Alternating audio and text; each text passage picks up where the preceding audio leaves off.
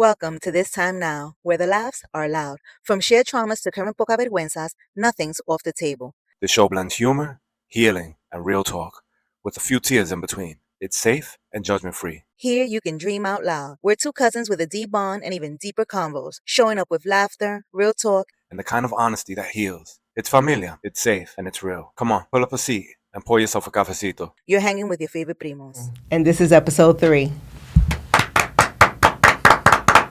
Oye, primo, how are you? What's up, cuz? What you been up to? Hanging in there. I know. It's been a busy summer for us. It's been a busy summer for us. You know, it's been really busy. Yeah, because somebody's been on everybody's timeline but their own. Somebody's been outside. Exactly. I got that little itch, and I realized at the end, because we've been so busy and there's been so much that has happened. Like this year has been a lot for us, and just getting this off the ground, I realized, oh shoot, wait a minute, I haven't been outside, I haven't chilled, and you know, I went outside with your brother, and you know, that's always that is always a movie. That's the good word for it. To say the least. Jeez. That's the good word. What have you been up to? Well, recently I went on a cruise. Okay. I went on a 7-day cruise. Okay. 7-day cruise. And then last week I went to Hell's Kitchen to play Alicia Keys. That was nice too. Okay. That was cool. Where did you go from? Where did the cruise leave from? So we left from Miami. We flew to Miami, and we went first to Puerto Plata. We did 1 day in Puerto Plata. We did the second day in Puerto Rico. We had a time. And then we spent 2 days at the sea, and then a day at Coco Cay. It's like the little private island in the Bahamas that the cruise has. Yeah. And then back to Miami, and then I needed the reset. Okay. You know, with everything that's been going on. It did Puerto Plata and then Puerto Rico? Right, because they were next, Puerto Rico and Santo Domingo. Yeah, right I thought next it would have to did it the other way around. Oh, I don't know. I would have thought Puerto Rico was closer than DR. I don't know. I have no idea. I know they're right next to each other. So I know we actually did less time in Puerto Plata. We only did about, I think we got there like at 9. And then by 4 o'clock we had to be on the ship. So we couldn't do too much. Okay. We went did the local touristy thing, took the Instagram pictures at the Pink Street and all the cool stuff everybody always does. My hubby's not really a beach person, so we decided to, and I love museums, so we ended up going to a museum out there, the Museum of Amber. Okay. Funny thing, history about that is that's actually where the movie Jurassic Park, the whole story behind is how they got the mosquito out of an amber rock. I don't know if you remember. No. Yeah, so there was a mosquito inside the amber. They got the DNA out, blah, blah, blah, and that's how they did the dinosaurs. So they got that rock from that particular museo in Puerto Plata, the Santo Domingo. Okay. So back then, the rock was worth maybe $50, something like that, because, amber actually grew in price after the movie, according to the tour that we took. Now it's like, it's gone up like drastically. That particular stone right now would have been like $200,000-$300,000, and it wasn't even that big. Wow. But back then it was $50. Yeah. So rather than have the people from Jurassic Park pay them $50, they decided to ask for rights to use their logo. So the logo, it looks like the Jurassic Park movie logo, even though it says Museo de Amber. Is the logo. So I'm like, oh, that was a good investment. Like, and whoever made that decision not to take the $50 and to ask for the rights to use the thing, I thought that was pretty cool. That reminds me of the kid who did the Disney song, where his mom was like, they wanted to pay him a check, and the little one. Yeah, the mom was like, no. Like he wants rights or whatever. I think that's the one that did Simba, right? Yeah, something like that. And so now he's getting paid for life. For life. I think they wanted to give him like an estimated maybe like $1 million or $500,000. I don't remember what it was. And so that's when the bell went off. It's like, wait a minute, you're willing to pay that much? And I think so. The other day I saw somewhere that so far he's made like something around $200 million or something like that because of the the residuals. That's what I read. I mean, I could be wrong. Don't quote me because I just read it on Instagram. Yeah, no, I know. But I know it's something like that. He's making residual money off of Crazy it. So residual regardless, money. Right, it's a win. to win. He has a check. So for yeah, life. so that was the story with that museo, which I thought was like super cool. It was a small little tour, like 20, 30 minutes. It didn't last long, but I like museums, so that was fun. Okay. And then we did the rum distillery. They had a tasting and like it's a like a little tour también. They did tobacco there too, so they show you how to do the tobacco and how to do the rum and everything. So that was cool. Okay. Macori or something like that is the rum. I can't remember. So we did that, and then back to the port. We hanged out on the pool and stuff, and then we went to Puerto Rico. Was the best time. We actually we were gonna go on a tour. We were gonna go on an excursion, like a horseback riding excursion. Yeah. Started raining. I freaking tripped on the port. It was a movie. So we ended up saying, you know what, we're not going to go on this excursion all soaking wet. We didn't really like the vibe of the people that were doing the excursion. We decided to just go back to the boat. We went back to the boat. We changed, went out to the town. We just went exploring, just exchanging some shorts and T-shirts, and just rode it out. Went down to La Perla walking, found a little restaurant by the water. We went down to the Perla, and I know everybody feels like, oh my God, La Perla. Believe it or not, it's gotten kind of, and I don't want to say it's gotten touristy, because I don't want to say that, but I saw some gringuitos walking down there in a little group with no fear in their heart. So I told my hubby, like, if they could go, we could go too. Let's go. That, dog. They always like that. They don't care. They don't have like a fear in their heart whatsoever. Right. But now, people go down there and you take pictures of. You have to be respectful. That's the thing with people. Wherever you go, like we're from the hood. Wherever you go, I feel. I mean, obviously, it's not. You have to be cautious, but you also have to be respectful, right? So, you're taking a little video and all of a sudden, you're passing by somebody's house or you see somebody from the neighborhood in the way. You're not going to be putting your camera in their face, because that's when you get into, you have to be just respectful of people and their space. And I think if you navigate that way, you should be okay. But they've put like little restaurants up there, so they know that they're attracting more tourists also. Yeah. It was really nice, really nice. So we did that. We ended up going to... what's his Café con Ron? Bad Bunny's, he has not the restaurant, because he has like a little high-end restaurant that he has. This is more his bar. Okay. Café con Ron, and I saw a video with people lining up, like the lines were long. No, thank God. There were probably like 5 or 6 people in front of us. Okay. We got lucky, because they said that those lines literally reached. But you were there during the daytime. And it was during the week. I think we were there on a Tuesday or Wednesday. I can't remember what day we were actually there. So it was during the week. So that probably helped too. It wasn't too bad at all. We got to take pictures with the concho, from the album. We had a really cool time, just us exploring, Café con leche. My husband drinks coffee martinis. What do you call it? The coffee martinis. What are those things called? He loves those things. I don't know. I drink my coffee black. Me too. Anyway, whatever it is, it's a martini that they make with coffee. That's his signature drink. So that's with vodka, and this was with ron con café con ron. That's the name of the thing. It was actually really good. He enjoyed it. And I don't like sweet drinks, and I definitely don't drink my coffee and the liquor. Yeah. So I ended up having this drink called El Favorito de mi Ex. It was really good. So we had a dope little vibe, took pictures, had a few drinks. Then we went back to the cruise, because we were there from 9 in the morning to 11 at night. Okay. So went back to the cruise, nos bañamos, we took a bath, got dressed, and then went out to dinner. And then we had a nice, we was asking the locals, where we can eat for real. Not the little tourists, real food. Right.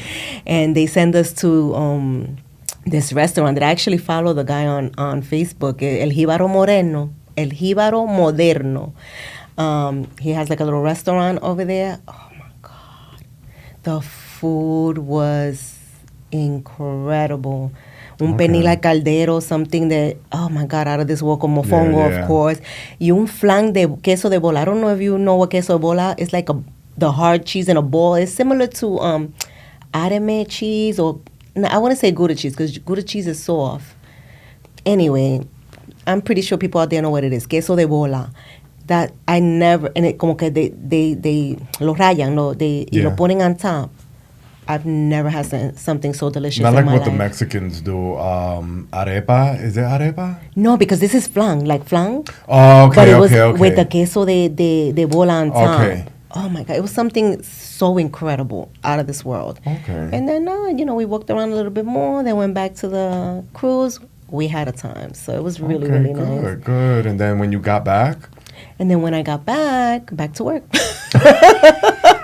La vida del pobre. Back to work. La vida del pobre. You know what we did on the cruise that was interesting? It's not something me and my husband ever do, or we're not into it. I'm not even, I hate the way I take photographs, you know. I always say I can't, the minute I see a camera, my face gets twisted. I can't take a picture to save my life. I think you think about it too much. I don't know what it is. I can't take a picture to save my life. So we ended up doing a photo shoot. Really? Me and my husband, we ended up doing a photo shoot. Nice. And of course, the photographer had a lot of work to do with me. He kept telling me, smile, not too much. So it was either too much or too little.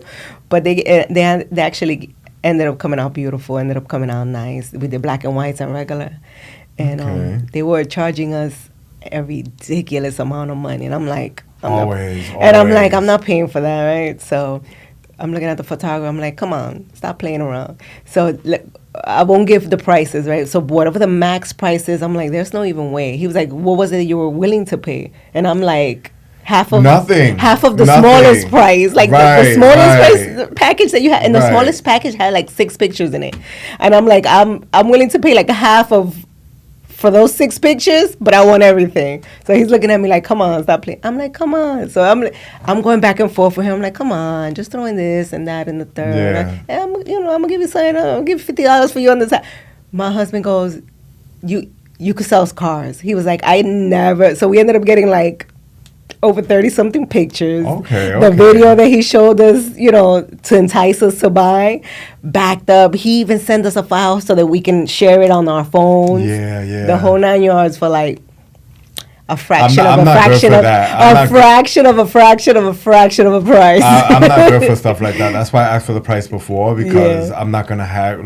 You're not gonna haggle. No. My husband. Just so I'm very like, for me, I've been in the service industry for a long time, along with the medical field, and so I feel like if you do a service, I'm gonna pay you for that service, and so like that's I'm just not good at it. Whatever the price is, I'll pay for it, and I'll find out. But you know what it is? It depends on the situation, because if it's a person that this is what they're charging for their services, I'm willing to pay. Yeah. But in a situation like that, he's only getting he's gonna get a very small percentage of the work that he did. That's mostly going to the thing. Yeah, to the He's company. not getting nothing out of it. So if I'm giving you something worth your while on the side, you're willing to make a deal, because otherwise you're not gonna, they know what they. Plus, and I always think like they know it wherever you go. That if I tell you $100. Sometimes that the lowest you could go is 50, right? Yeah. So I'll say $100, and then if it's $100, you're gonna say no, $100, that's it, and then that's it. There's nothing. Yeah. But if you tell me $100, then I'll be like, I'll give you 50, and you're like, 80. Once you told me 80, now I know I could work you down, because I know that 100 is not really your max. That's what you're starting off. So it depends, But I tend to. My husband couldn't believe it. He's like, you would be a good car salesman. I'm like, whatever. Anyway, but we had a good time, and that was a fun experience, and we needed it because I've had a year, and just overall, I needed a reset. I really did. Good. I'm about to have mine in a second. Yeah. But you said you saw the play when you got back. Yeah. So when like 2-3 weeks later, I went with my daughter to see Alicia Keys' Hell's Kitchen, and that was because we love plays. That's that's like me and my daughter's thing. Yeah. For her birthday, and we haven't gone like in almost 2 years. I think it's just life, But every birthday I used to take her to the place, and she was a teenager. That was like a thing. I used to let her not go to school, and we would just make we would make a day out of it. Okay. We would either go to breakfast, maybe have a massage, and then we would go watch a play, and then we would go to 42nd Street. Sometimes we wouldn't even pick what play. We would just go to 42nd Street and random. That's dope. Because if you go during the day to the steps, I don't know if they still do that. Like during the day, they used to have a little ticket booth, and like I don't know how it went, but they used to have discounted tickets, 50, 60% off. I would guess depending on who had the most tickets that seats that weren't sold, Anyway, so that was our thing. So we hadn't gone in a while, and we decided to go, and it was really good. I liked it. I do think, or my daughter thinks, I'm giving you her feedback more than me. She felt like because Alicia Keys' name was attached to it, she expected a little bit more in terms of like the props and the background type stuff. But I enjoyed it. The vocals were awesome. The music, that's what you would expect. The music, of course, was you know Alicia Keys' music, and I love the way they, like it sounded like it was written for the play. Like it didn't. If you didn't know those were Alicia Keys songs, you would think they were just written for the play, which was nice. You know, it's not like they just threw it in and it didn't make sense. Yeah. It was really nicely done. So I appreciate it. I loved it. I enjoyed it a lot. Oye, primo. What's up? What you been up to? I ended up in outside party in like Dykeman. So it was an outside party. It was mad random. I was already like kind of saucy when I got there. And they started off. If you were saucy when you got there, where did you start? Where did I start? Because that means you started somewhere else. This is why I don't go outside. This is exactly why I don't go outside. It's because when there's alcohol involved, I want to say I started out at a random barbecue. Okay. Which I knew. It wasn't random. I got invited to, but it wasn't confirmed. Okay. And so they confirmed it that day. And so I got up and I went, and I was already, I was saucy by the time I left the barbecue. And then they started off when we got to Dykeman. Well, then we got to the block. And the drinking really started there. Block? My brother's block? Okay. Yeah, block. Your brother's block? Okay. Then from there, of course, you know, it's 100 of us whenever we're outside. Look, I sound like Fat Joe right now.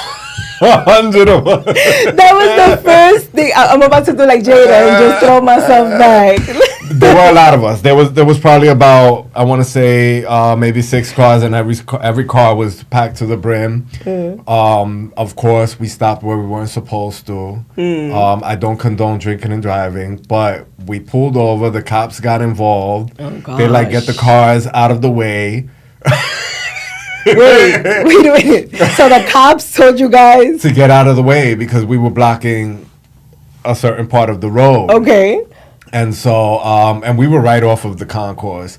And so, so I'm like, the driver of the car that I was in didn't want to get back in the car. I'm not going to go into a lot of details. They didn't want to get inside the driver's seat. So I ended up getting inside the driver's seat and then ended up driving. I wasn't drunk. I promise you. I wasn't. Okay. I got us to the place because, of course, I'm such a great driver. And then they started off. I didn't know what music they were playing, and they started off with techno and EDM, and like that's completely my vibe. I was gonna say that was your thing. Yeah. That's completely my vibe. And then we stood there till probably about 7:00 in the morning. What? Yeah, it went on till like 7:00 in the morning, and then at that point, for the people, my life pauses because I didn't get home. I didn't get home till like I think 1 o'clock in the afternoon. But that's for another part of the. That's for Patreon. That's for the after hours. That's for Patreon. Okay, that's for Patreon, guys. Yeah. Then from there. So right now, I am going, actually this week I'm going to Puerto Rico, so I'm glad that you said you had a great time. Yeah. I'm leaving on Thursday, and I had to take my hands off of this trip, like planning, because I'm like, I don't know, what do you call that, like an A-type? I like control. Yes. And my A-type way, personality. yeah, my way is like I thought the process out because I'm a Taurus. So, yeah, I did that. How did that feel? Frustrating. Frustrating, but you know, I was letting the person live. Like, you know what I'm saying? Like, they're the total opposite of the way I plan. Like, I know where I'm going, even though I'm like a free spirit, but I'm a little bit organized at that free spirit, you know, if that makes sense. Right. So talking about planning a trip, I am planning my birthday trip, but I'm 60% Vietnam. Vietnam came up on like my feed, and I've fallen in love with it. Right. It's a 30-hour trip from what I saw. Okay. The most I've done is 15 hours to like Madrid. Okay. So I don't know. The last time I did Madrid, I made the mistake of going back to work the very next day when I came back. I don't know if you were there for that meeting. I passed out. No. It was a round table meeting, and circle chair, and at the time it was. You weren't there, and Bobby was talking. I probably wasn't at the meeting. I was probably doing patients, right? Because he's always worked admin, and I'm a tech at the back. So. And so I end up passing out in front of the big boss. In front of the big bosses, Oh and this is how I know, like they loved me. They tolerated a lot. And so I passed out whole meeting, and then I woke up, and they was like, "Did you enjoy your sleep?" And like they explained to them, I had just came from overseas or whatever. And I'm pretty sure because they knew you had just came back. Everybody they know about those flights. They gave me the pass on that one. Yeah, I actually liked them. They gave me my first experience with Baseball 2 live. They put me right behind the players the last time. I'm not really into sports like that, but big ups to them. So I am 60% Vietnam and 40%. Oh no, wait. Yeah, that's the math. 40%. 40% Aruba/DR. Aruba and DR on the same trip. Oh, in the same trip, so like half and half? Yeah, like 5 days in Aruba, and then the rest of the days in DR. And so I'm like so what are we doing? This is like a 2-week trip? Something like that, a little bit under that, like 11 days. Okay. But yeah, so I don't know. Listen, I've been dying to go to Vietnam, Thailand, all these I places. want to put Vietnam is new. Vietnam is new for me. It was up until a few weeks ago. It wasn't even on my radar. But I just hear those flights, like you said, and then the ticket. I hear once you get over there, everything is super cheap. Yeah, everything but the flight But you know what? I hear so that's really why I'm battling. expensive. That's why I'm battling right now. Is because the flight and the stay equal out the same price as Aruba, the flight and the stay.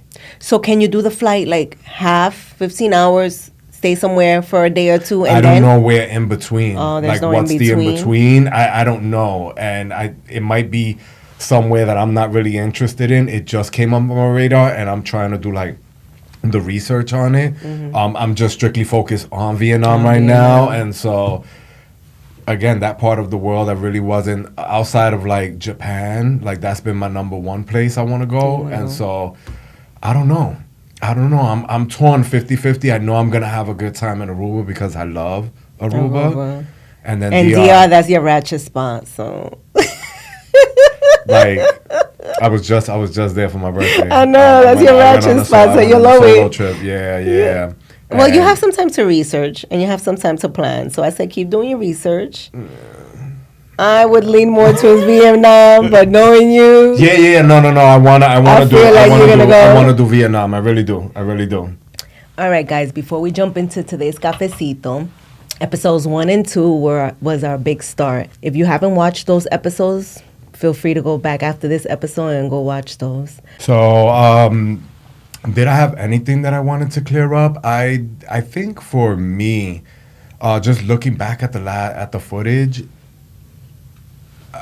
I didn't give like really context of like length of relationship and just like a lot of details because I wanted the episode to be a little bit more focused on just taking responsibility for what I did. And it just looked like I was really miserable, right? And I wasn't. I was extremely happy. It was just the communication part that I think like I sucked at. That's where I take responsibility. Is there anything that you wanted to elaborate a little bit more on? No, you feel good. You feel good about everything. Honestly, I think I had a few things and now I threw a blank. But thinking about it, it's like no, I said what I felt. One thing I didn't want anybody to think. I think I made it. When I talked about my weight loss, I don't want nobody to think that it's that I kind of brushed it off like it's not a big deal. Obviously, any type of surgery is a big deal. I just had a really good experience, and I wanted to share that. Like, I had an amazing experience. I still have to this day. So, just that, I don't want people to feel like, oh, like I was making light of the situation. We got some feedback about the comment that I said that my legacy was my kids, and some people are like, oh, but that, is that really? And I'm like, I know it might sound cliche for a lot of people, right? To say, oh, as a mother or as a woman. And I know that the whole point of this podcast, for me at least, is to explore myself outside of those roles. But I want people to understand that even though I want to explore who I am outside of those roles, that is my, and I hope it continues to be my greatest accomplishment. And I hope this goes to the moon, and then we do, but for me personally, that is my, all I can hope is that, and I've made mistakes like every other mother out there, I'm pretty sure feels like they've made mistakes. They haven't done anything perfect. But I just hope that when my kids look back, the good outweighs the bad. Yeah. And like I said, I know I did a little bit better than my mom did. And, she did the best that she could. I did the best that I can. Right, and I think that's always my kids do better. Always the thing about it is that we just have to try to do just a little bit better. A little bit. And I think we are. Just a little. I think we are. Yeah. And I commend you for that. Yeah. So, but other than that, I mean, listen, you guys want to leave comments. Is there anything you want us to clarify on those episodes once you go back and watch it? Right. Feel free, leave a comment, leave a, we'll try to do that, right? We'll try to expand on whatever we can, and maybe we won't. Right. Maybe we won't. Absolutely. All right.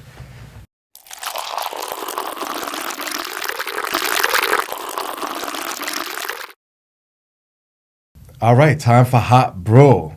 Charlie Kirk.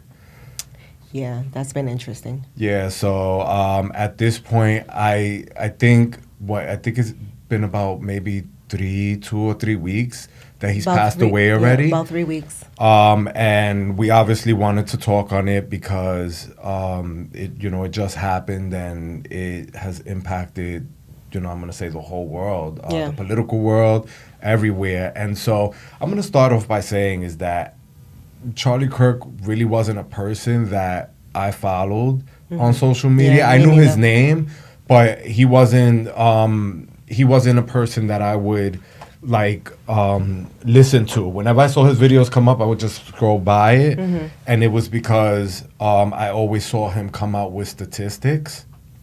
And it was mainly, again, I didn't watch all of his videos, so I don't know just what I was seeing online with just statistics of the black community. Okay. And it was very negative. And I feel like this is where I had control of my algorithm, and I would just skip because I don't want to hear stuff like that. I'm okay with people bringing up statistics, but if you're not bringing up a positive resolution or solution and you're just spewing that stuff out, I don't care where you stand.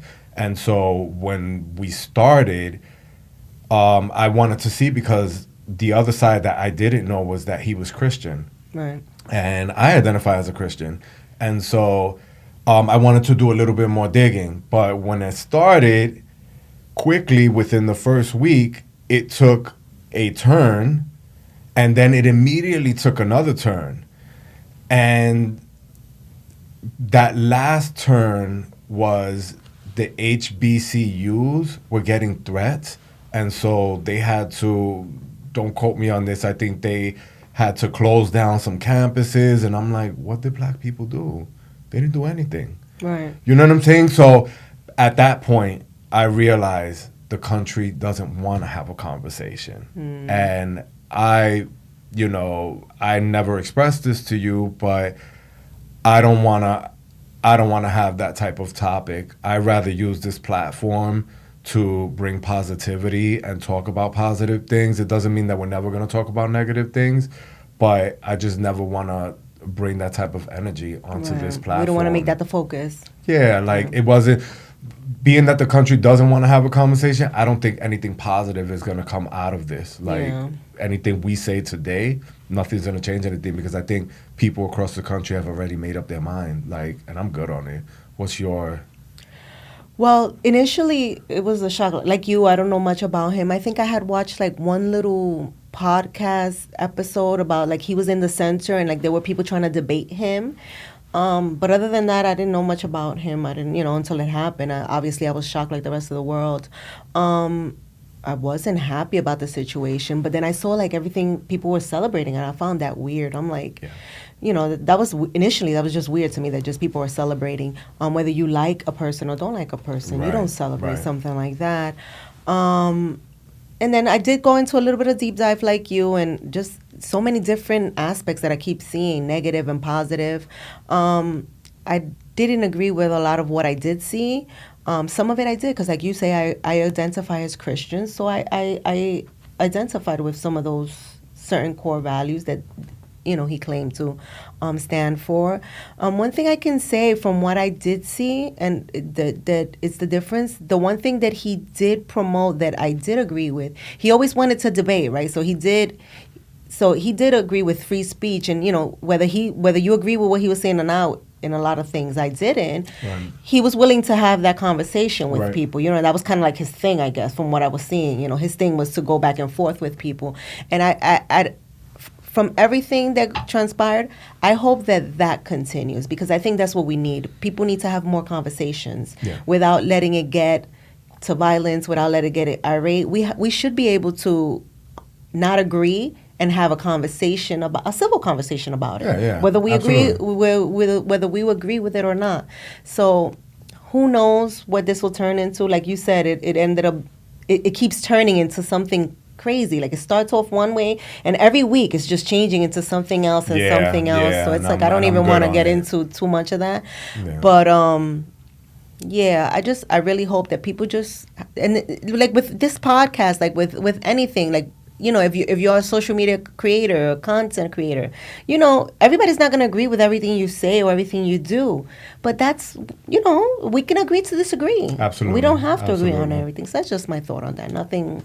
Okay, and on a positive note? I wanted to talk about the Bad Bunny concert. Yes. So the Bad Bunny concert was what, last weekend or the weekend before? It just happened. Yeah, it just happened. It ended the residency in Puerto Rico. Right. It was like so he did a live a live, what is it called? Live show from the Choli, which is like the big stadium out where he was doing his residency in Puerto Rico. Now, I'm not a huge Bad Bunny fan. Not that I got anything against Bad Bunny. I'm just not, I'm not a huge fan. I like his music, especially his last album, obviously, because it has so many cultural, like it has highlighted so many cultural aspects of the Puerto Rican struggle and of the Puerto Rican culture and the life. So, I've been feeling his last album a little bit more. But, I'm not really a fan. It's not like I will go out of my way to go to his concert or anything like that. But, it's live from the Choli. You know what? Let's see what's all the hype is about. Everybody's been going out there. Let's see it. So we turn it on. Got my little drinky drink ready. My hubby's with me. And, we're like, let's watch it. We're like, it turned out to be the most amazing thing I have ever seen. Like, it blew my mind. I even texted you like, oh my God, this is what I want to talk about. Like, I guess maybe because I wasn't expecting so much, because, I'm not like the hugest fan. I was so blown away by the visuals, by the artistry, the stage presence, obviously the symbolism and all the dialogue that he put from the Choli, the old man, which he's an actual poet. Yeah. Oh my God, just everything that just bringing up the old school reggaetoneros. When Mark Anthony came out, of course I cried like a freaking baby. Like, I'm like, ah! And it was my mom. He was singing the unofficial Puerto Rican anthem, which was my mom's favorite song. So of course I'm like bawling. It was crazy. Then he ended it with one of the not only Debí tirar más foto, but there's another one, Te recordaré. I forgot the name of it right now. I can't think of it. And then just it's kind of become like me and my daughter's song to remember my mom. So Yeah. she called me like, and we're bowling, and it was just so amazing. And when he brought out the cuatros, which is our is one of the guitars from from Puerto Rico that they play, and the congas and the girls dancing. I was just so blown away, like the emotion, the pride. I think everybody, even if you weren't Puerto Rican, you were Puerto Rican that night. Yeah. I was just so overwhelmed by emotionally by everything that was going on. I know there's little negative things going on here about but just the emotional aspect was one of a kind. I could only imagine being there, and I could only imagine if you are or were one of his fans, like how much, because just when you thought he was finished, he kept going and he kept going. Yeah. And it was a very long show. You got your money's worth. Yeah. Like if you are a fan, and if you went and you paid and you took your trip and you got your money's worth. I also heard that he kept the food at the actual choli, reasonable prices, right. And the drinks. I think the most expensive one was like $12, which is you go to thing, you're paying $20 for a drink. Yeah. So from that I heard that the experience, and I know people that have gone, that took the trip out there and went, and they enjoyed it, but they were fans. Yeah, there were a lot of famous people over there too. They were in the casita. They were fans. But as far as revenue, they averaged it out to like 379 million, which is dope. I didn't expect. I think the conversation was, who was he gonna bring out, right? And we didn't even think Salsa, right. like Mark Anthony. Right. I think the talk was like Tego Calderon or somebody like that, right? And I think he was seen with Tego. Don't quote me on that. He was seen with somebody, one of the old school reggaetoneros, having lunch. So that's why that was circulating around. I forget who the other artist was. He was talking that he was on the plane, he was flying back, and he ended up showing, I guess the one who discovered him, or not discovered him, but lo apoyó from the beginning. He showed up. There were a bunch of people. Just a quick on I don't think it's a negative. I think it's a conversation piece, was that the money that was made from that show was already being poured into the area that already has money, and not the outer part of the island. I don't know how big the island is. And so and the reason I said it wasn't really a negative, it's, I think, a conversation starter, because how do you do it in the future? How do you support the people that are not in the touristy areas? Right. And so I think it's a thought. It's a thought, right. I guess. Maybe it could have been a little more planned out. But not planned out, but how do you do it in the future, right? Because the past is the past. You can't do nothing. But just like, how do you have that conversation? But like Bad Bunny himself, or you mean like just the Puerto in the Rican future, Puerto people? Rico, like yeah, them thinking ahead, like, oh, he's coming, let's do this, let's do that, like figuring out a way to get the money, to trickle the money outside of the... Yes, to make sure, even if there's people who are in the montaña, like, okay, this is happening, communicating to them. If you have something that you can sell, whether it be food or whatever, bring it down to make sure that you're getting a piece of that, right? Because some of the business owners, they made a lot of money, but they were probably younger and made it out there. I don't know what the situation was. Right, know how to hustle it a little bit more than the older people. Yeah. That's all I really had on Bad Bunny, but it was a really good show. I became more of a fan. What I wanted people to notice was, or what I noticed was, when they brought out the old school artists like De La Ghetto and all of them. No, you seen when everybody was perreando? Oh my God. Like, that was the change. That was the difference in, okay, the new generation, and then you seen everybody getting, like, holding up themselves on the wall. Everybody, the old people, everybody. And you know what it did? What it did for me? I love that.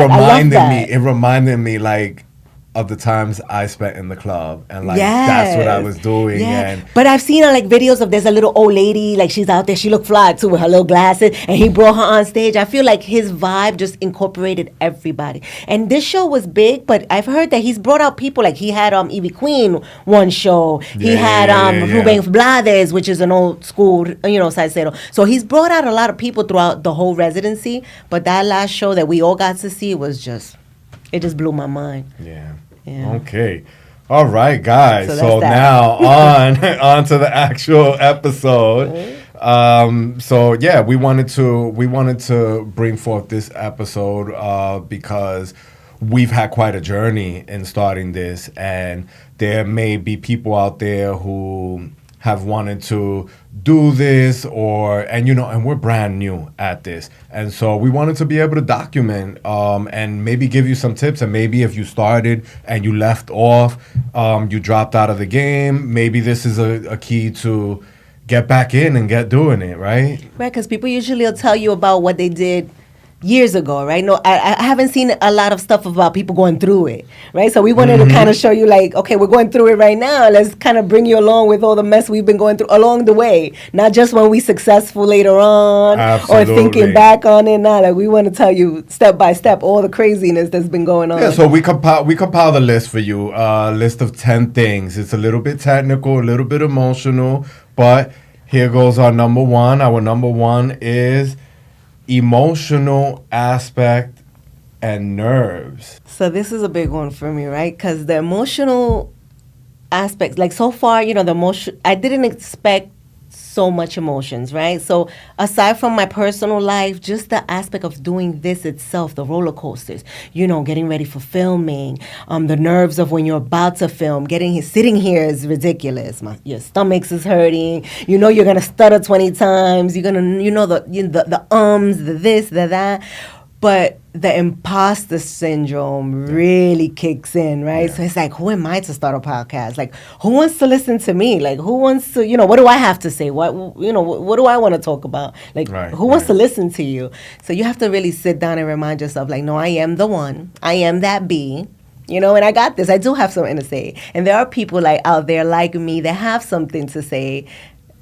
They might want to hear what I have to say. So it's a kicker. It's a kicker. You get in your head all the time. But all you can do is just kind of like, keep going. And people tell you like, oh, just push the button and go. But we're overthinkers by nature. And that's just not our nature. So we overthink the little stuff as much as we overthink the big stuff. So yeah, and honing in on that, a lot of times you see a lot of the videos and they tell you, oh, use your phone, use the microphone, and the reason which is true, you can do that.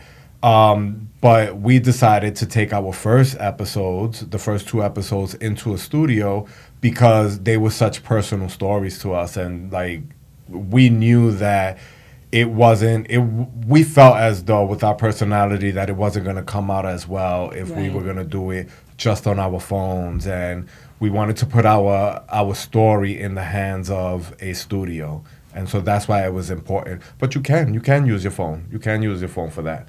To start the podcast. I will also agree that for me, I know that I'm on a journey in my life, and I always ask myself in every aspect of my life, am I the only one who thinks like this? Am I the only one who's going through something like this?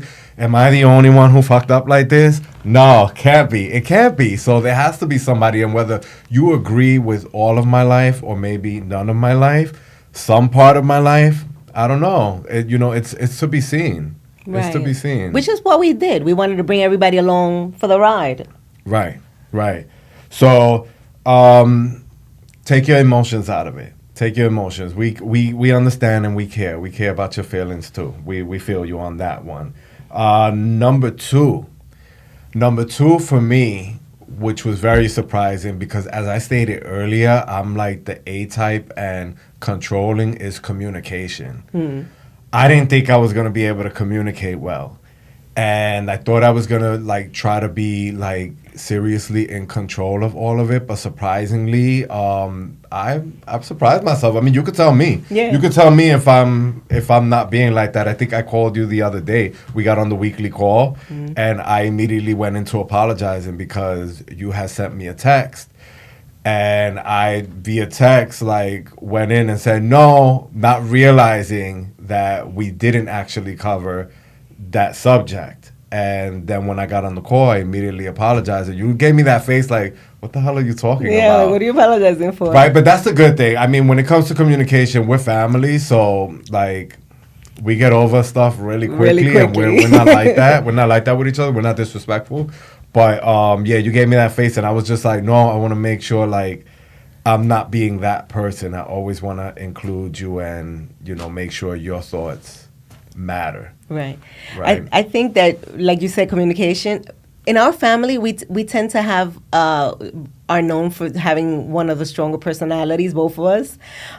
So I wasn't sure how it was gonna work, right? Because we are, but I think we're doing so good. Like I really do think we're doing so good. And because when you apologized, I didn't know what you were talking about. And when you told me no, I didn't even take it that way because I'm like, okay. In actuality, I oversent what I was supposed to send because I did something.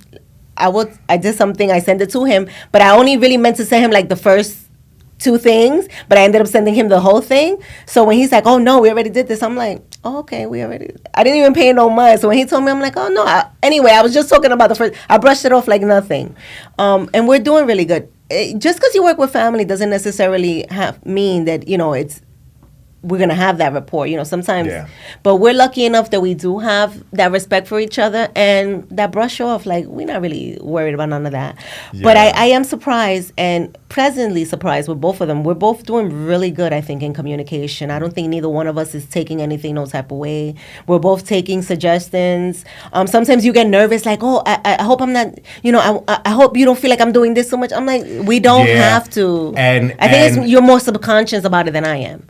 Because for me, I think the conversation of making sure you're included is easier to have and for me to say, especially if I know I'm like consciously, this is how I am. It's easier for me to say at the beginning, hey, I want to make sure I'm including you versus you coming to me later on and being like, hey, weeks later or whatever, this is how I'm feeling. I think I would feel worse. Like for me personally. So I consciously, it's easier for you to say, no, you're good versus later on us having that type of conflict. And I think that's the way that I think. I think I see where you're coming from. I think you're overthinking it. You're not as bad as you are. You think you are. I don't know who told you you're that bad. You're not that bad. And I don't take things too personal either. So I think it's working really well. Whenever you shut something down, if it needs to be shut down, I'm gonna let you shut it down. And I know how to speak up about it, right? Because there's been a time like, oh no, I don't think, and I'm like, oh no, but this is why. And then I'll give you my explanation. And you'll be like, okay, because I'm gonna give you my reasoning and. You'll either see my way or not, or we'll end up coming to a compromise.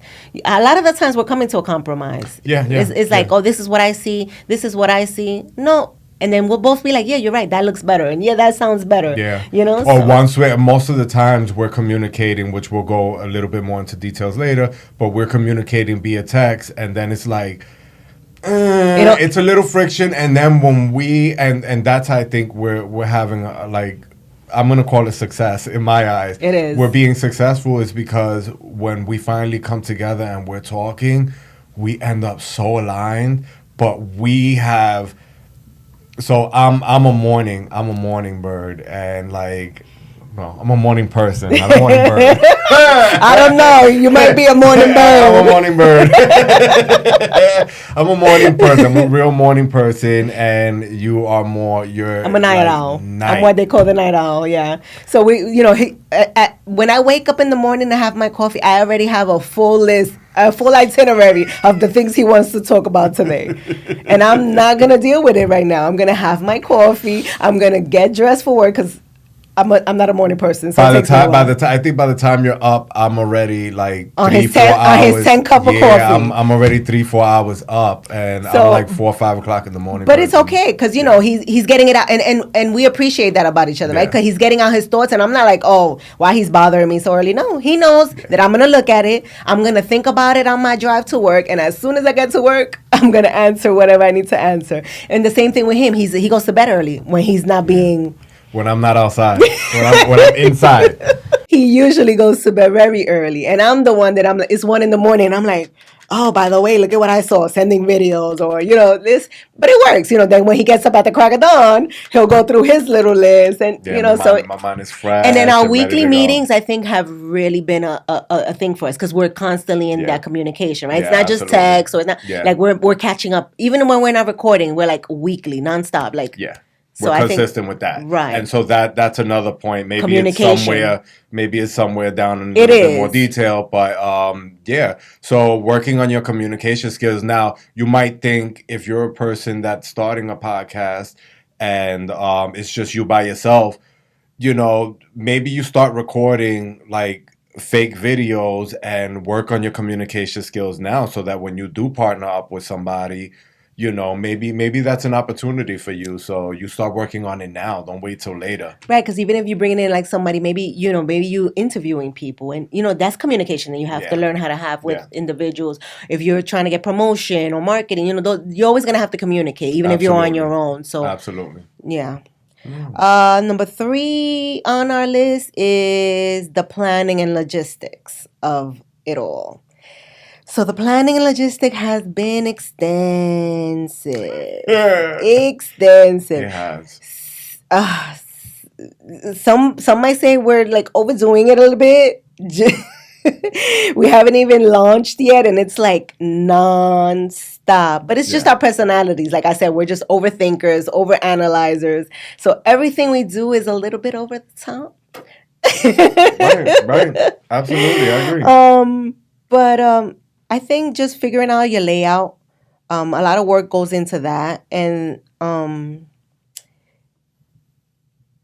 the logistics of it all, like the business behind, has been a little bit, surprising to me. Okay. Like you think starting a podcast is just, shoot and go, start the camera, go. No, it's a lot of planning and a lot of. The business of podcasting is serious. It's like lot going on. You have promotion, you have the legality of the business itself, your LLCs, your logos, your social media, marketing. It's a lot. It's a lot of work. It is. And so that's where and I think we have something else on that a little bit down the line, but sort of getting organized. Right, and just using the tools that you have, the free tools, whether it be I'm on the Apple network or whatever you call it, and but I use Google a lot, and so utilizing what those platforms offer you to help you get organized for the logistical parts, using ChatGPT to help you, sort of get whenever you're stuck. I like ChatGPT to give me foundation, and then for the rest of it, I like it like just to help me kick off wherever I'm stuck. So that's where I like it. But right, we call him our boy Chad. Whenever we do something on ChatGPT, I'm like, our boy Chad did this. I like ChatGPT for like if I have an idea. Sometimes you have an idea, but you don't know how to organize it right. So you know what you want to do, you know how you want to do it, but. So you just throw it into ChatGPT and, give it a few little prompts and he'll kind of like organize, or this is the way. So that's been a lot of help for us. And like he says, you're an Apple and I'm an Android, and Google has really, really helped us. Google. And organization, I've gotten a lot better. I haven't always been the best. Lou gets at me all the time over it because I'm old school. I'm like, a pad and a pen. And he's like, girl, use your calendar. Yeah, and for me, like I've always been in like an administrative role, like management, and I've managed a bunch of people, and so I've had no choice but in my career to get that stuff aligned. So for me, it wasn't really a challenge. The challenge is that it was new and I'm learning all of this, but like the administrative part for me was like, okay, I got this. And that was the hard part for me. So, and I think that's why our partnership has been so good and fruitful, because like I'm a vieja, like I'm 45 years old, but mentally I'm like 86. So we use like a lot of Google and stuff like that. And I didn't know how to use any of that. But let me tell you, if you're like me and you're like really an 86-year-old person in your brain, YouTube has a video on anything. So even if you don't know how to use your calendar, and I know y'all gonna laugh at me, some of y'all, but there's like one or two of y'all that don't know how to use a calendar either. So the rest of y'all, forget y'all. I'm talking to the one or two of y'all that don't know how to use y'all calendars. There's a video out there for that. And it'll walk you through it. Yep, absolutely. I'm calendar. You know what, and I like Apple Calendar better than I do Google Calendar. I'm just a fan. Since I'm team Android. I guess because I'm on Apple so much, Right. like, you know, Google. I like Apple Calendar. Whatever. Sponsor me, Apple. Sponsor us. Whatever. I'll switch if you sponsor me. So the next one we have is number 4 is writing a script. Ooh. Writing a script. That was a big one. Yeah. I think writing a script was major in helping us really get organized. I think for you, it would be practice, but it helps you visualize what your whole episode looks like from beginning to end. Even if you don't use it verbatim, but it gives you an outline, right, of what you want it to look like. And what I would say is maybe write a script for some fake episodes and some real episodes, right? And then save your real episodes for later, but do the fake ones and then record it and see how it looks. Yeah, writing a script was a little surprising. I didn't think, again, a lot of these things are surprising. You think it's just you shoot, you go, but it gets so chaotic if you don't have a script to kind of like, it's like a guide, like you said, like a guideline, just kind of follow through, and then you write it and then you rewrite it, and it's been a lot of work, but it has definitely helped a million times. Even with this show today, just by getting yourself organized, it gives you the timeline. This is what you're doing first. This is what you're doing second. And I think in a partnership or with more than one person, it's essential, right? Because when you're alone, I think you need it too. Even if you're just doing Absolutely. this podcast by yourself, Yeah. I think it will help you so much, right? Yeah. Because it's just a guide. Like, you don't have to do it, word for word. It's just to kind of like guide you what you're doing first, second, how much time you want to spend on what. It'll control all those aspects. But I think when you have more than one person, 2, 3 people it's essential. Yeah. Because you can easily. We've done a lot of practice, and maybe we'll let some of those videos out on Patreon later on. Some of the little practice stuff that we've done, just to joke around. But a lot of those, like, we were a little all over the place, right? And then as we started, that's the learning curve. That's Right. the learning curve. Don't even be fooled that you think Yeah. you're gonna be perfect. I think. That's the one thing I think we did hear from everybody. It was like, you're not going to be perfect. You're not perfect. And I think we want everybody, if you care about something, you're going to want it to be perfect. But, I think a script will definitely help you, bring that in order. Right, and then I think it'll never be perfect, right? Along the way, right now we're not perfect. This is on our 10th episode, we'll see the improvement, because you'll see the improvement along the way. Yeah. On our 100th episode, we're gonna see the improvement, and this is fun because we're doing this now as we're going through all the struggle. And I would love to do this a year from now and to tell you the struggles that we went through for the whole year, and so on and so forth. So it'll always get better, and you'll always improve. But the script has been a big time. A game changer. That's the word I was looking at. Yeah, so writing the script has been a game changer. Absolutely. In terms of, keep it on track. See, number 5 is the time and mental commitment.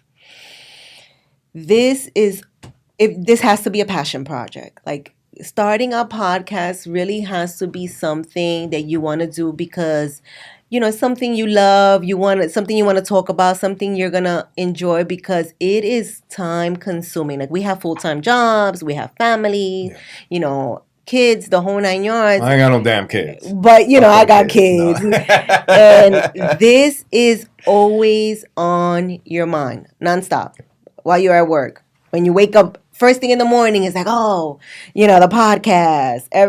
It's always top and center. You don't realize how much time you put into this until you start this, right? So it's like we're constantly texting each other. Like we mentioned earlier, we're constantly texting, whether it's, him before I even open my eyes, he's already texting me a book, or me texting him while he's asleep. You think you're watching videos on editing, on cameras, on just talking or it's just constantly. So you're sending a video. You're in your lunch break. You're practicing, for your upcoming show. You're talking to your phone, thinking you're talking to the camera. So it's like 24/7. Tú estás en el toilet. You're thinking podcast. You're taking a bath. You're thinking podcast. It's like a whole mental time commitment, and again, it can probably get overwhelming. If you don't enjoy it. And this is where the tools like Sheets works.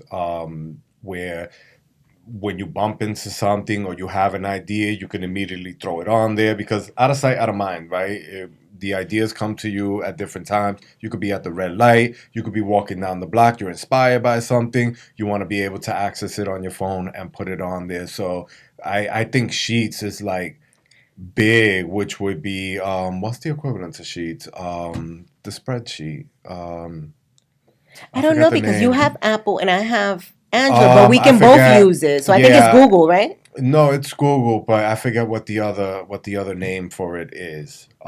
Excel? Excel, thank you. Excel. Yeah, that's the word I was looking for. Oh, and I don't even be knowing. See, this is the vieja that came up with Excel. Excel. Let me tell you something. He's right. And I didn't know how to use any of this stuff. Again, I'm old. A pen and a paper. When we first started, I had a little pad and a little pen. I still use my little pad and my little pen.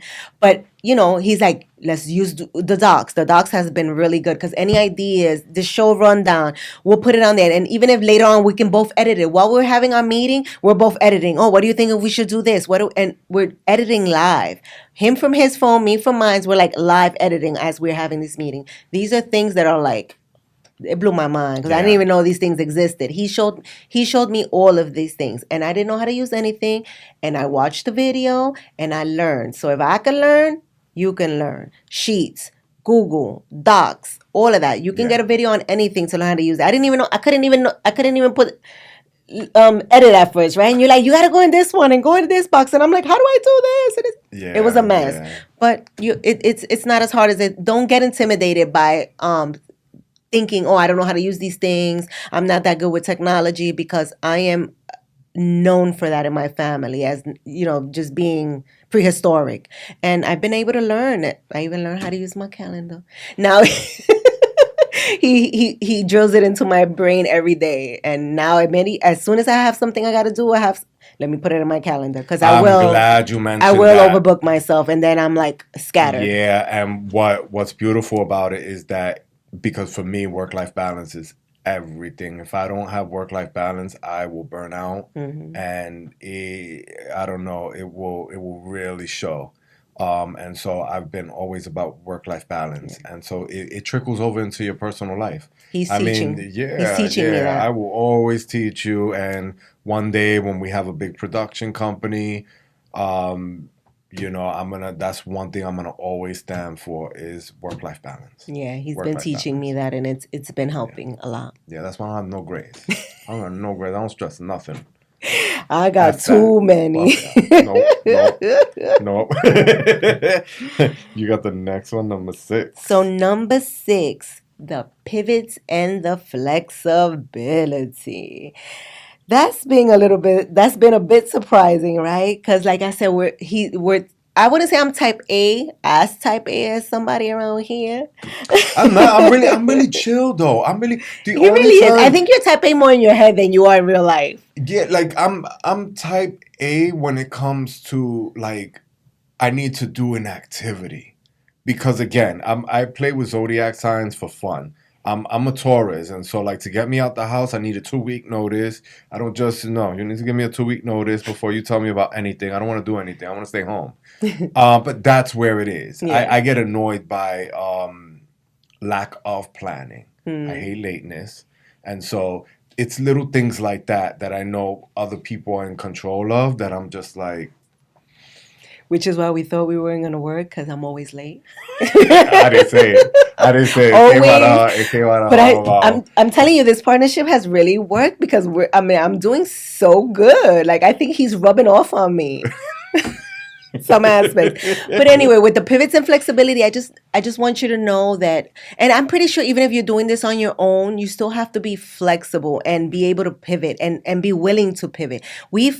switched up so many, and we haven't even launched yet, Right. and we've switched up so many times, and it's okay. Like, you know, we switch gears all the time, and I feel like it's like life. It's okay to pivot. It's okay to be it's not even okay. You should be flexible in your life. Absolutely. You know, and you should be ready for when a pivot comes. And I think that's where people sometimes think they're in a crisis. Like when I hit 40 was when I first thought about, you know, starting a podcast, because I found myself thinking I was in a midlife crisis. That was like my initial thought. And then the more I thought about it, I'm like, no, I'm just in a crossroads and I'm gonna pivot, right?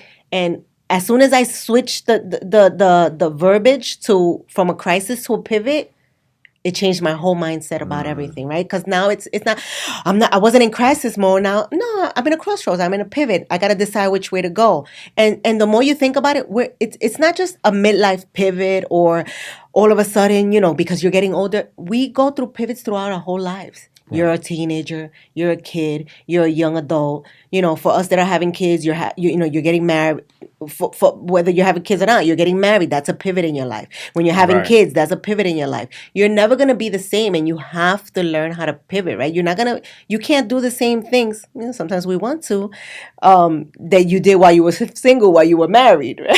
So, you know, but you have to pivot in life. Don't me throw no puyas. Don't me throw no damn puyas. No. We have to do pivots in life. And the minute I changed the verbiage from I'm having a crisis, so I'm having a pivot, was when I started, like, my outcome looked better. Like, oh, you know, and then I said, like, there's other people out there also going through a pivot. And, you know, in your life, in my life, we're going through pivots now, and we want to bring people along for the ride. But like in life, you have to be able to pivot. And in this process, you have to be able to pivot. And what I'll say is, like, as far as, because we're talking about either launching a podcast or going back into it, is put a date out there, right, that you want to launch. And then if it doesn't happen, you know, like, give yourself grace for that, right? Because here we projected, I think we projected either last month or this month that we were going to be out, and it hasn't happened. But we've had very traumatic situations happen. I don't think we've lost this many people in our personal lives. Like, we're talking family members. We've lost, you know? So, you know, I think before we would have probably given up. Yes. I was saying that to myself the other day. I said, with as much has gone on this year alone, we probably would have given up. Yeah. And so because that's I think that's kind of what happened 4 years ago. I'm kind of enjoying the fact that we've stayed committed. And I think the weekly calls keep us like, yeah, okay, we can still do this. I believe so, because I think that's what happened to us 4 years ago. Life started lifing, and it just you just fell off. I was in the middle of divorce. You were in the middle of your divorce. In the middle of it. It was somewhere. It was happening. Right, and then it just falls off. But the weekly meetings have helped. I think you said something to me recently. He's like, you told me, are you disappointed that we're not recording, that we haven't launched yet? And I'm like, a little. But I said, but I feel like we're moving. So as long as we're moving, I don't feel so bad. I said, because I felt it for you some felt reason. My aura? No, not your aura. I think we put the date out that we wanted to launch, and then I saw that it hasn't happened. We have some stuff happening, like even next week. We're not even going to be able to like do anything because I'll be in Puerto Rico. But I sent you a couple of things that we have done in place of it. So I'm like, we're not doing anything. Right. Like, we're moving. So as long as we're moving, that's good enough, you know? I love that. I love that. Here's where we go into the technical part. The technical part. So originally when we agreed that we were going to do the podcast, you already came in with a camera, right? And her camera is amazing. So my initial thought, and don't laugh at me, but my initial thought was we were going to just get different cameras and just record. We quickly we went to B&H. B&H is here in New York. We quickly got shut down. Yeah. They're like, if you want the quality, now we can do it. It's not that it cannot be done. But if you want the quality of the video to be consistent, you need the same cameras. And so what I would say is go to the professionals. But if you're doing a solo podcast and you are using your phone, I actually love the quality of my phone. My phone, it shoots in 4K. Great quality. And so if you're doing that, like don't be mad if you don't have a camera and you are using your phone. The best quality, I think. Right, because we did. I don't know an Android phone. I haven't. I don't know because we use yours. We did do a episode where we shot with your with mine and your camera. Yeah. And there is some discrepancy. I don't think it's a huge discrepancy, but you can see it. But his camera is amazing, you know. Yeah, so and that's just the phone. If you just want one camera, you know, we wanted like the 2 or the 3 different angles, and you know, we were hoping for that better.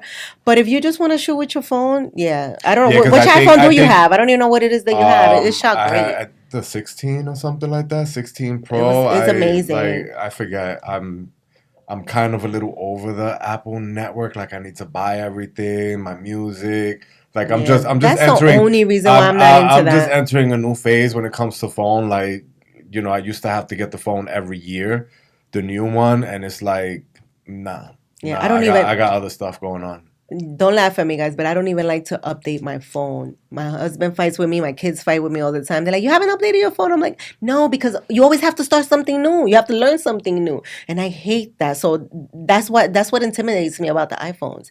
Every year you guys got to do something new. Everybody on the iPhone, there's not much changes that happens and the updates happen overnight. You wake up and you have a new feature. And then you have to learn it. Phone. No. Oh, you don't even have to learn it? You'll realize it. You'll open your phone and you'll be like, they updated the way photos look or, you know, something in the app. I don't know. I don't use my phone as some technical people. Like there's people that like really use it because Apple is like a walking computer, you know, at your fingertips.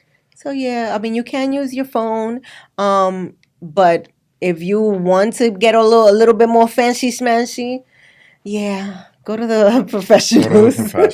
Yeah.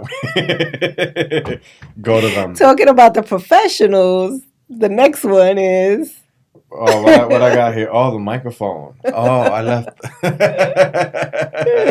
We'll put a shot of it on the thing. Yeah, so the microphone, you could use any microphone from your phone, but I got one from Amazon, the one that we're gonna link, and the quality is amazing. It was really good. The quality was really good. We actually shot the intro, the audio intro on those microphones with your phone. That's what I'm saying. If you just use your phone and the microphones, you can do it. You can definitely do it.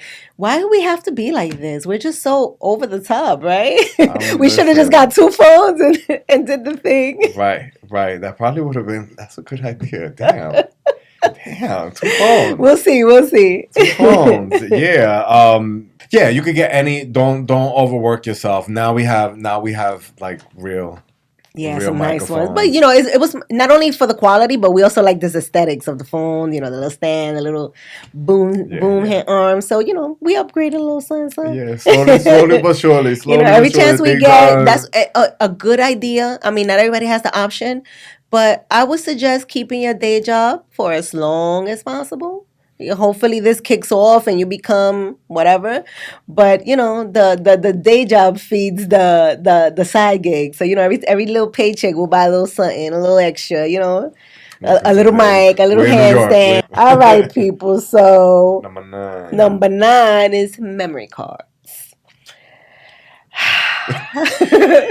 Sticking with the conversation of go to the professionals. Go to the professionals. So I decided to say, oh, let me go on the internet. And of course, I went on Amazon and I saw they had like a gajillion terabyte SD card. I'm exaggerating, of course, for about $20. I was like, oh, that's the one. And I got 5 of them. As soon as they got home, my husband's like, I don't think you would have used that. That is not it. That's not gonna work for what you need. That is not, and it didn't. So don't buy a little off-brand. Some off-brand things are okay, but I wouldn't mess with SD cards of off-brand Yeah, so my thought process, and when it comes to technology, I'm just not that great. I don't know anything about cameras or anything. I thought they were universal for every that was camera. the other one. So we went into B&H. Actually, to come here. It was to come here too. We went to the guy at the counter. We're like, so. and then he's like, what type of camera? Uploading, downloading, and we just looked at him like, so we walked away while we were trying to get the information. And you come on and go, he don't know what he's talking about. He's just trying to sell us. He just wants to say, of course, you know me. He just wants to sell us the most expensive one. He don't know what he's talking about. They clearly told us this one. Right. And so I was just dying because at least they weren't like that with the cameras. The cameras they were walking us through. They was like, oh, you could do this and that. But the memory cards, I was hilarious. Like, yo, and then we would come back. No, then we would come back like, oh well, we're using a Luminex camera. Yeah, but what speed? Okay, hold on. So we had to go back. Embarrassing. Yeah. So do all your research before you even get to the camera. Especially if you go to B&H, they will. What do you call it? They're gonna not only would they're gonna try to sell. They will bring you down real quick, and don't go in there talking about he don't know what he's talking about because he knows what he's talking about. You don't. Yeah. Finally, the legality behind just the legal stuff like the copywritten music, audio, things like that, and so we've used, and I've used it in the past, a great website, and we'll link it here, is artlist.io. They have everything from music that you can use, is copyright free. And so they have sounds, visuals, everything that you need is in there, and you could use it without. Because if you're like me, I didn't know any of this, right? Louis was the one that put me onto all of this. He's like, oh, even if you have like a certain song playing in the background, it don't even have to be a popular song. It could just be a little beat. You decided to use something for your intro. There's a phrase you want to use. I didn't realize all this copyrighted stuff was such a big deal. Like, this is crazy. If you want to use a picture, you have to make sure it's not copyrighted because you can get into a lot of trouble for a microphone. Yeah. Like, it's crazy. So do your research and, use the website. They got a lot of free stuff in this website that he just told you about. Yeah. And so that's all the things. I hope that, these things help you. I hope you're enjoying this process. And if you let it go, like restart it, again, do it. There's people out there waiting to hear your story. I want to remind you guys to please like, share, subscribe, comment. It helps us. Give us feedback. Let us know what you think. We're only aiming to get better and better, but it's with engaging the community. And that's you guys. All right. We love you. Any last words? No, I mean, if you're crazy like us and you like our craziness, keep joining us. Come back for a cafecito every time you get. Cafecito en poca vergüenza. That's what we give out here. And just, feel free to, don't be intimidated. It's a crazy process, but it's fun. Have fun with it is what I should say. Have fun with it. And, there'll be bumps in the road, but you'll get over it. And come back and see us. Until next time.